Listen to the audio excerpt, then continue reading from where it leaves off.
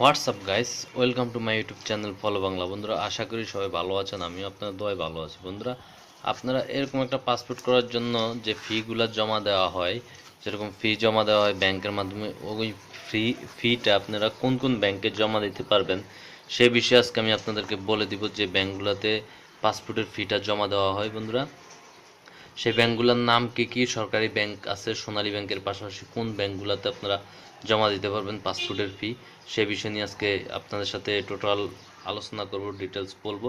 তার জন্য বন্ধুরা এই ভিডিওর সঙ্গে থাকুন আর 2-4 মিনিট। তাহলে বন্ধুরা চলুন শুরু করা যাক, লেটস গো।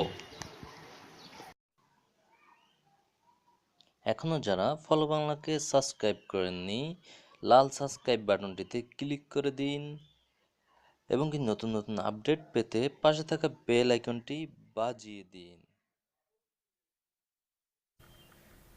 বন্ধুরা, ফিরে আসলাম ইন্টুর পর। এখন আমি আপনাদেরকে দেখাবো কোন কোন ব্যাংকগুলো আছে, আপনারা টাকা জমা দিতে পারবেন সেই ব্যাংকগুলোর নাম কি কি, প্রাইভেট ব্যাংক কোনটা, সরকারি ব্যাংক কোনটা। তার জন্য আমরা চলে যাব ইমিগ্রেশন অধিদপ্তর www.dip.gov.bd তে।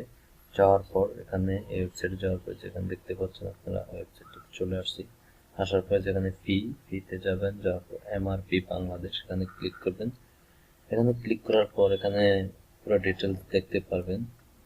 মেশিন রিডেবল পাসপোর্ট কীভাবে করতে হয়, কতদিন ব্যাট, কত টাকা, সব দেখতে পারবেন।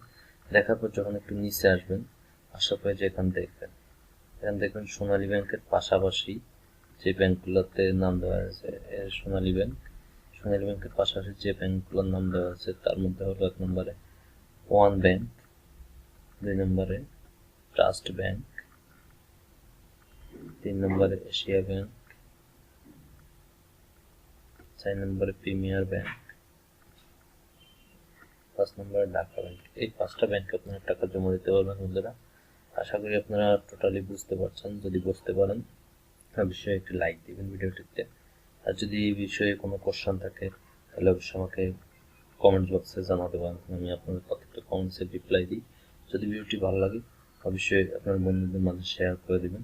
আর যারা নতুন দেখতেছেন ভিডিওটি, এখনও ফলো বাংলাকে সাবস্ক্রাইব করেন, অবশ্যই সাবস্ক্রাইব করে নেবেন। বন্ধুরা, আজকের মতো এই পর্যন্তই। আল্লাহ হাফেজ।